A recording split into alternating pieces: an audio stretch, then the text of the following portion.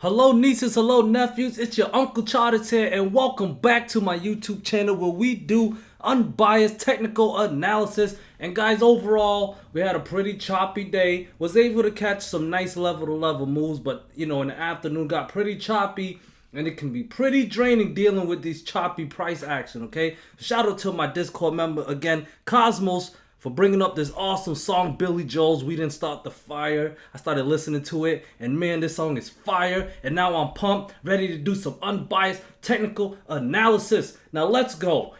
Check this out, guys. As you can see, since late August, SPY has not been able to put more than 2 green days in a row. But today that changed. Finally got 2 consecutive green days in a row. That's great. However, we are still below that 50-day moving average, okay? I had a trend line here connecting August 29th high to September 2nd high. We broke that out, okay? Yesterday, we cleared the 50-day moving average. Not the 50-day moving average, the 50% retracement level, okay? My fib levels from June low to August high, okay? Had the 50% retracement level at 397. We cleared that yesterday, and even though we opened below that this morning, because pre-market can be tricky sometimes, we did not lose that level. SPY showed follow through, 397 defended. When 397 is lost, that is when I would turn short-term bear bias, okay? I'm still medium-term bear bias, but in the short term as a day trader, I gotta trade unbiasedly. So if 397 fails, I would feel more comfortable swing trading some puts, okay? Or be bear bias. But as of right now, that 397 held. We cleared this little trend line that I have. So that 50-day moving average, this orange line right here, that's currently sitting around 406.65, looking like a magnet. Looking like a magnet. So possibly SPY is looking to test that level. And what happens when we go test the 50-day moving average will be very telling on what the next move could be. Okay? So what I'm looking for, if we go test the 50-day moving average, if you're a bear, you want to see a very strong rejection, preferably a hot stove rejection. Now, if you're wondering, what is a hot stove rejection? You guys ever touch a pot on a hot stove and it's hot? You touch it and it's really hot and then your hands just get away from it really fast, because it's hot. Yeah, something like that. Or if you need an example, refer back to when we tested the 200-day moving average back in mid-August. That was a very nice hot stove rejection. So bears, you want to see something like that if we test that 50-day moving average. Okay, a nice rejection from there and take out some support. SPY closed above 400 today at the very last minute, I might add. So we want to see support get taken out. 400, I got support at 398.5, 397 based on that 50% retracement level. And of course, below that, I would be short-term, medium-term, bear bias, okay? And that is when I would feel more comfortable swinging puts, all right? But if you're a bull, you want to see that 50-day moving average cleared. The last time we cleared the 50-day moving average was back in July 19. Look what happened. We cleared it, and it triggered a nice move to the upside. Pull back, keep the back test and go strategy in your mind, right? Came back tested as a support. It held.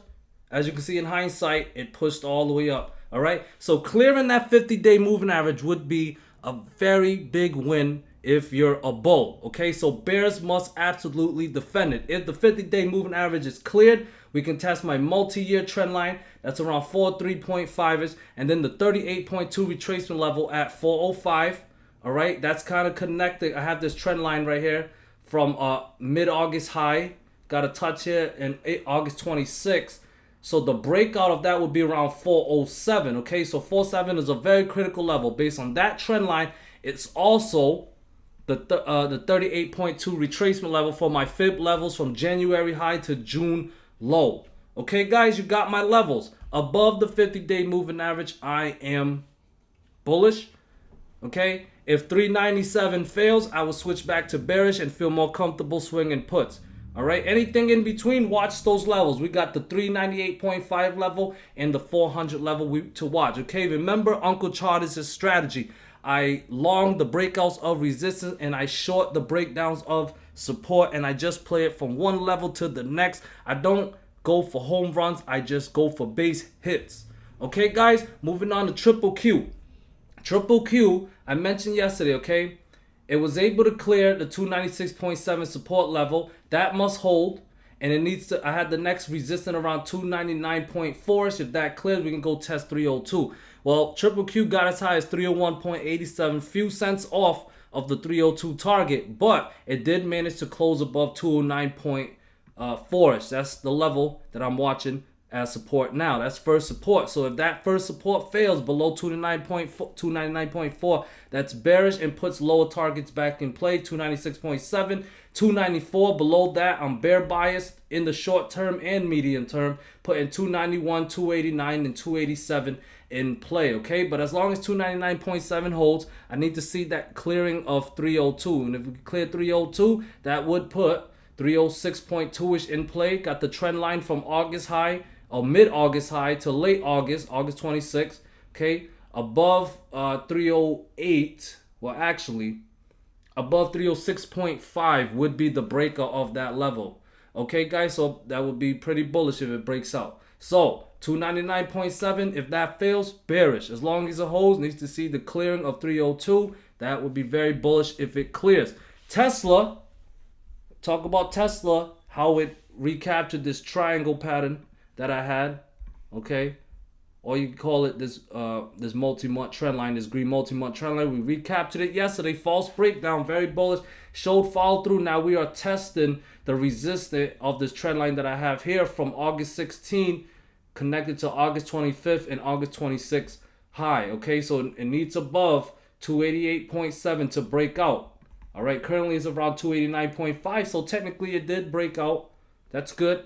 So it needs to hold 288.5 to hold to keep 296 in play, okay? Below 288.5, that's bearish. We go back down to 285.6s, and then I got a support around 280.3ish, and below that is 274ish.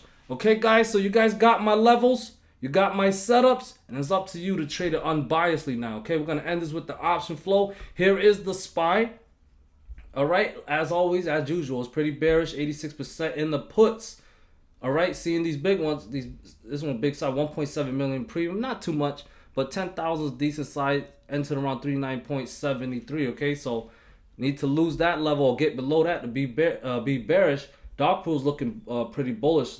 Okay, we got about 7 prints around the 397.79 level.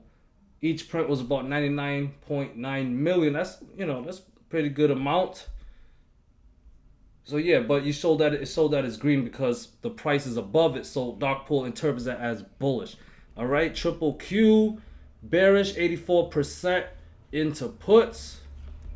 And here's Tesla, 80% in the puts. Okay, yesterday Tesla was bullish.